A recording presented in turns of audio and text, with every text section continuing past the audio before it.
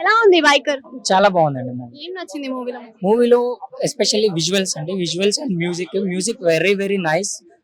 Background score కానీ, visual sound effects కానీ, ఆ ఒక్కొక్క సీన్ కి ఒక్కొక్క ఆ సౌండ్ ఎఫెక్ట్స్ చాలా చాలా వండర్ఫుల్ గా ఉన్నాయి. Music and also story is about biker, how A biker faces problems in his life and also faces troubles in politics to win in his life, to achieve his dreams.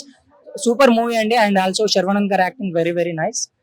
Sharvanand gar acting ki aa story ki చాలా బాగా set. మీరు కూడా అలా biker కి connect అయిపోయారా? మరి మీ life లో bike అనేది ఉందా మరి? I am official rider, not official but we do ride. We are all off-road riders. That's why we came to biker movie.